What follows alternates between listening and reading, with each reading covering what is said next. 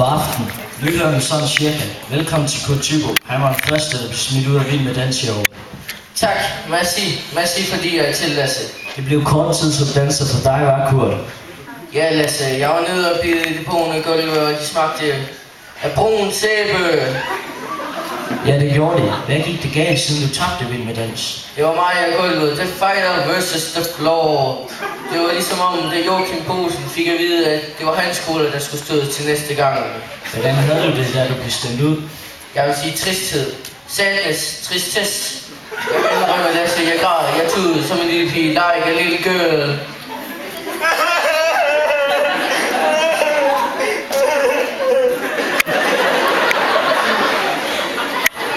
Det virker som om, du kom hurtigt ovenpå igen, da du i hvert fald var ude at feste.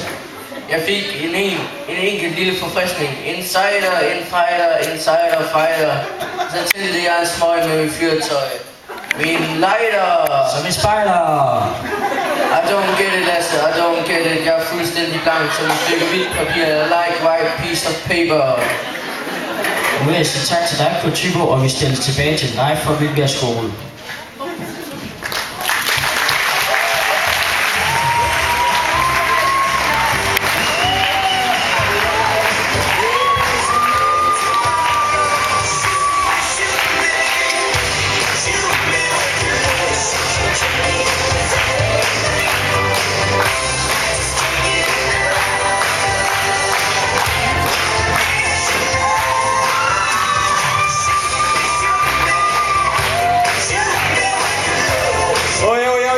Tak skal I have, 9. Super, må man sige. Og hvor lå det dog tæt op af den rigtige Kurt Thybo og hans måde at udtrykke sig på i de vendinger der.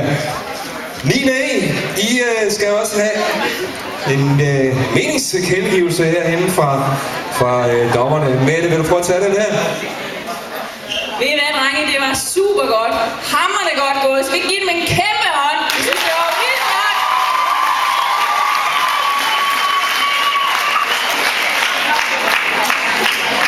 Fra 1 til 6 i point. Kommer op her, og det bliver til 3 5-taller og et 6-tal. Det er helt oppe i høje karakterer, eller det i den her gang. Rigtig godt. Nu er det så 8. D, der skal